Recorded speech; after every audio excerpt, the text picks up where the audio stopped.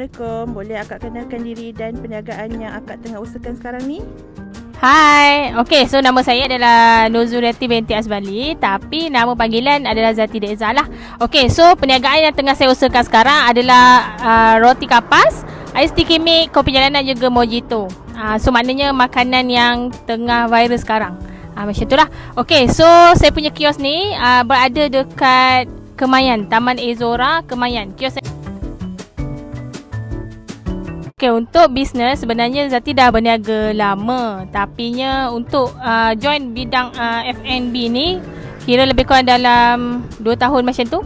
Tapi baru setahun lebih macam itulah mengusahakan produk yang Zati buat sekarang.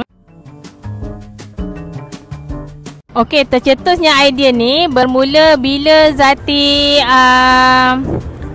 cuba makan roti kapas.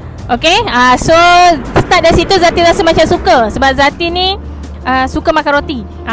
So bila Zati tengok dekat kawasan Zati ni tak ada jual roti kapas ni, so Zati buat. Lagi satu, untuk roti kapas Zati punya produk ni dia berbeza dengan produk dekat luar. Kenapa? Sebab Zati punya roti kapas ni memang Zati minta ataupun Zati create sendiri dekat kilang untuk identiti Zati punya brand, iaitu warna pink dan juga warna kuning. So kalau roti Zati memang dia mix lah pink dan juga kuning.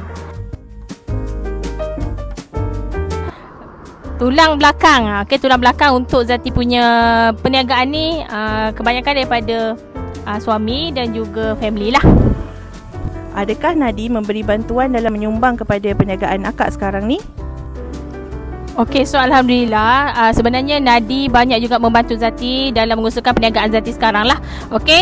Sebelum ni pendapatan Zati punya kios so far dalam sebulan lebih kurang average dalam 2,000 hingga 3,000. Tapi alhamdulillah sekarang ni boleh cecah 4,000 hingga 5,000 sebulan.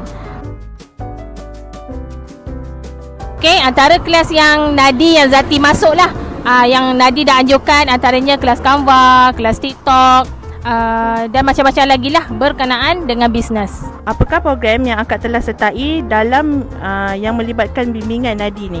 Program yang telah Zati sertai, anjuran daripada Nadi adalah program Bootcamp Pencarian Ikon Usahawan 2025 oleh Nadi lah. Korang nak tengok tak menu special yang ada dekat kios manis kamu? Jom.